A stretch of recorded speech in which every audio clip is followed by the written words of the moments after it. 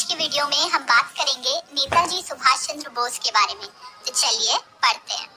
नेताजी सुभाष चंद्र बोस का जन्म 23 जनवरी 1897 को कटक उड़ीसा में जानकीनाथ बोस और प्रभावती देवी के यहाँ हुआ था। सुभाष 8 भाइयों और 6 बहनों के बीच 9वीं संतान थे। उनके पिता जानकीनाथ बोस कटक में एक संपन्न और सफल वकील थे और उन्हें राय बहादुर की उपाधि मिली। बाद में वे बंगाल विधान परिषद के सदस्य बने। सुभाष चंद्र बोस एक प्रतिभाशाली छात्र थे। उन्होंने बीए कलकत्ता में प्रेसिडेंसी कॉलेज से दर्शन शास्त्र में किया था।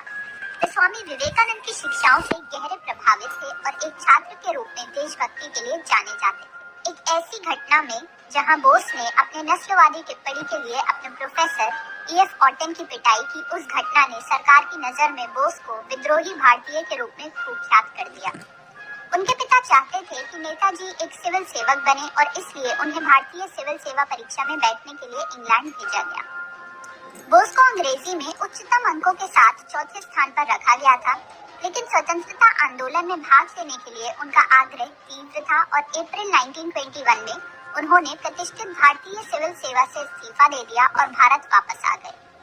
दिसंबर 1921 में बोस को प्रिंस ऑफ वेल्स की भारत यात्रा को चिन्हित करने के लिए समारोहों के बहिष्कार के आयोजन के लिए गिरफ्तार कर दिया गया था। बर्लिन प्रवास के दौरान उनकी मुलाकात एमिली से हुई और वे एमिली शैंकल से प्यार कर बैठे, जो ऑस्ट्रेलियाई मूल की थी। बोस और एमिली की शादी 1937 में एक गुप्त हिंदू समारोह में हुई थी और एमिली ने 1942 में एक बेटी अनीता को जन्म दिया।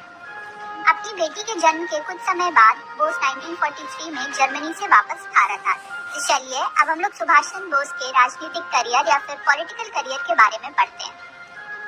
प्रारंभ में सुभाष चंद्र बोस ने कलकत्ता में कांग्रेस के सक्रिय सदस्य चित्तरंजन दास के नेतृत्व में काम किया। बोस ने चित्तरंजन दास को अपना राजनीतिक गुरु माना। उन्होंने स्वयं समाचार पत्र स्वराज शुरू किया। दास के समाचार पत्र फॉरवर्ड का संपादन किया और मेयर के रूप में दास के कार्यकाल में कलकत्ता नगर निगम के CEO के रूप में काम किया। सुभाष चंद्र बोस ने कलकत्ता के छात्रों, युवाओं और मजदूरों को जागरूक करने में महत्वपूर्ण भूमिका निभाई। भारत को एक स्वतंत्र, संघीय और गणतंत्र राष्ट्र के रूप में देखने के अपने उत्साहपूर्ण इंतजार में वे एक करिश्माई और फायर ब्रांड युवा आइकन के रूप में उभरे। संगठन के विकास में उनकी महान क्षमता के लिए उन्हें कांग्रेस के भीतर सराहा गया। उन्हें इस दौरान अपनी राष्ट्रवादी गतिविधियों के लिए कई बार जेल भी जाना पड़ा। कांग्रेस से विवाद 1928 में कांग्रेस के गुवाहाटी सत्र के दौरान कांग्रेस के पुराने और नए सदस्यों के बीच मतभेद सामने आया। युवा नेता पूर्ण स्वशासन और बिना किसी समझौते के चाहते थे, जबकि वरिष्ठ नेता ब्रिटिश शासन के भीतर भारत के लिए प्रभुत्व स्थिति के पक्ष में थे। उदारवादी गांधी और आक्रामक सुभाष चंद्र बोस के बीच मतभेदों को बेमतलब अनुपात के लिए प्रेरित किया गया और बोस ने 1939 में पार्टी से इस्तीफा देने का फैसला किया। उन्होंने उसी वर्ष फॉरवर्ड ब्लॉक का गठन किया। आजाद हिंद फौज यानी कि INA का गठन। बोस ने दूसरे विश्व युद्ध के दौरान अंग्रेजों के समर्थन के कांग्रेस के फैसले का विरोध किया। एक जन आंदोलन शुरू करने के उद्देश्य से बोस ने भारतीयों को अपनी संपूर्ण भागीदारी के लिए बुलाया। उनकी पुकार तुम मुझे खून दो और मैं तुम्हें आजादी दूंगा पर जबरदस्त प्रतिक्रिया हुई और अंग्रेजों ने तुरंत उन्हें कैद कर लिया। जेल में उन्होंने भूख, आत्मसमर्पण की घोषणा की। जब उनकी तबीयत खराब हुई तो अधिकारियों ने हिंसक प्रतिक्रियाओं के डर से उन्हें रिहा कर दिया, लेकिन उन्हें नजरबंद कर दिया गया। जनवरी 1941 में सुभाष ने एक सुनियोजित पलायन किया और पेशावर से होते हुए बर्लिन जर्मनी पहुंचे।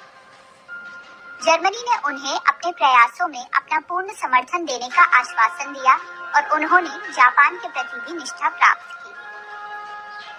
उन्होंने पूर्व की ओर एक क्रांतिकारी यात्रा की और जापान पहुंचे, जहां उन्होंने सिंगापुर और अन्य दक्षिण पूर्व एशियाई क्षेत्रों से भर्ती हुए 40,000 से अधिक भारतीय सैनिकों की कमान संभाली।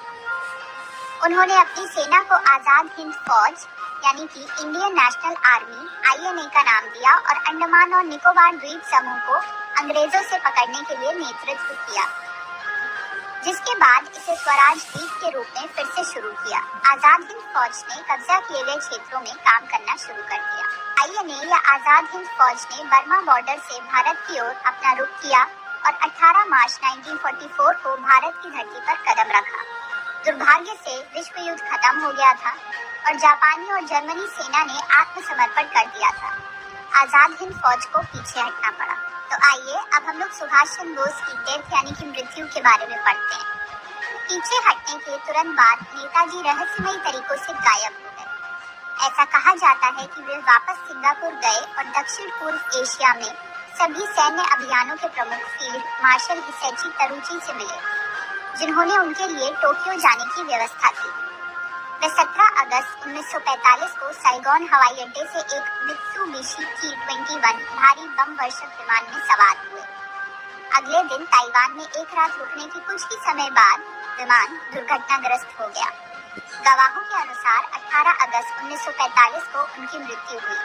20 अगस्त को ताइहुकु शमशान में उनका अंतिम संस्कार किया गया और उनकी राख को टोक्यो के रेंकोजी मंदिर में विश्राम के लिए रख दिया गया। बोस के साथी जो साइगोन में फंसे थे और उनका इंतजार कर रहे थे, उन्होंने उनके पार्थिव शरीर को कभी नहीं देखा।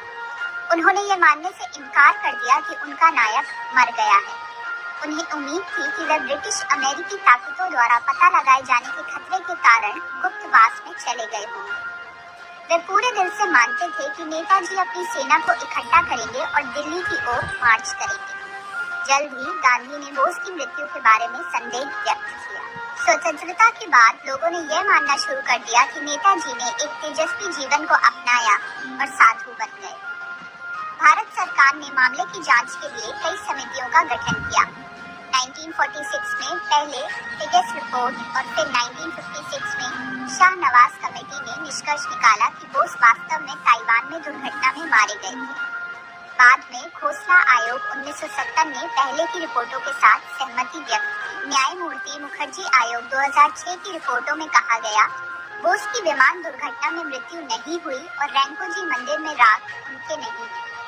हालांकि भारत सरकार द्वारा निष्कर्षों को अस्वीकार कर दिया गया। 2016 में जापानी सरकार द्वारा टोक्यो में भारतीय दूतावास को 1956 में सौंपी गई रिपोर्ट के शीर्षक स्वर्गीय सुभाष चंद्र बोस की मृत्यु और अन्य मामलों के कारण की जांच था, जिसने ताइवान में भारतीय राष्ट्रीय नायक सुभाष चंद्र बोस की मृत्यु की पुष्टि की। नेताजी सुभाष चंद्र बोस की लेगेसी की अगर हम बात करें तो नेताजी सुभाष चंद्र बोस ने अपने देशवासियों के मानस पर गहरा प्रभाव छोड़ा। उनका नारा जय हिंद आज भी देश के प्रति श्रद्धा में इस्तेमाल किया जाता है। करिश्माई नेता को याद करने के लिए कोलकाता में अंतर्राष्ट्रीय हवाई अड्डे को नेताजी सुभाष चंद्र बोस